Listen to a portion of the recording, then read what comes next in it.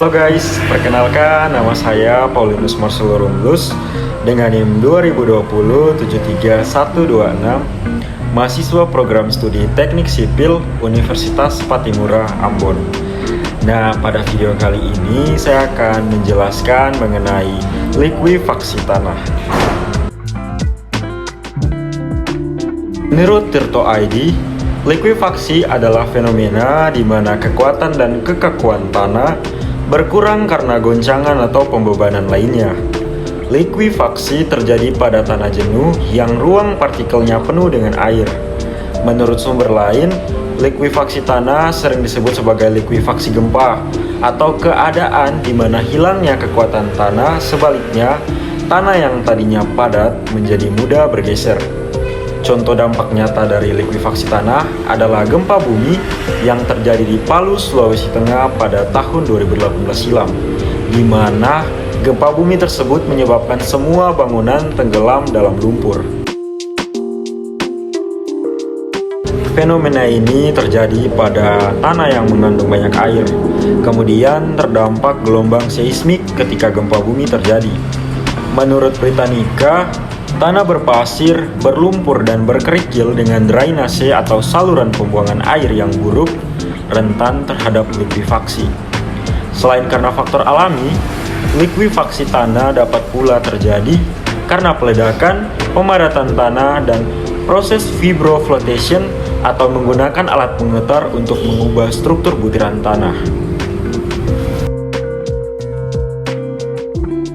Prosesnya terjadi ketika goncangan gempa terjadi di tanah yang kaya atau dekat dengan sumber air. Ruang pori tersebut terisi air sehingga mengurangi volume keseluruhan tanah.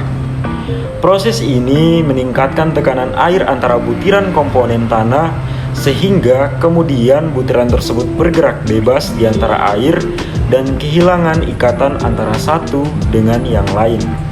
Secara substansial, perubahan ini menurunkan ketahanan tanah terhadap tegangan geser dan menyebabkan massa tanah mengambil karakteristik cairan.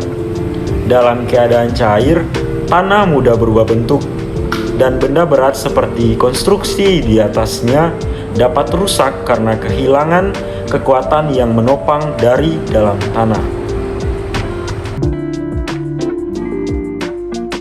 Tanah yang terlikuifaksi akan memberikan dampak seperti pasir hisap, yaitu merendam bangunan atau material di atasnya.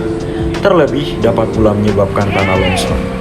Likuifaksi berdampak pada bangunan di atasnya. Geografi NU melansir, tanah akan menghisap fondasi bangunan yang tertanam di dalam tanah. Tanah akan tenggelam ke bawah bersamaan dengan bangunan, dan itu dapat terjadi secara terus-menerus. Tanah akan tenggelam dan lapisan antara tanah dan lantai bangunan juga akan mengalami kerusakan. Air dari tanah mulai mengalir ke sela-sela tembok bangunan, dan lantai bangunan yang rusak itu merusak peralatan serta sambungan elektronik. Oleh karena itu, likuifaksi tanah dapat membahayakan manusia, terlebih jika terjadi pada area pemukiman penduduk. Lansir dari Scans Direct, ada beberapa cara untuk mengatasi likuifaksi tanah. Di antaranya adalah modifikasi fisik, densifikasi, mengangkat tekanan air di pori-pori tanah, dan penguatan fondasi bangunan. Cara-cara tersebut adalah cara konvensional, yaitu meningkatkan kepadatan relatif pada pasir. Upaya ini memerlukan perawatan intensif dan terus-menerus. Penerapan tersebut biasanya memakan biaya yang sangat besar, karena besaran tanah yang hendak diatasinya biasanya terlampau luas. Sekian untuk videonya hari ini, thanks for watching. Semoga video tadi bermanfaat bagi teman-teman sekalian, and see you on the next video, bye-bye.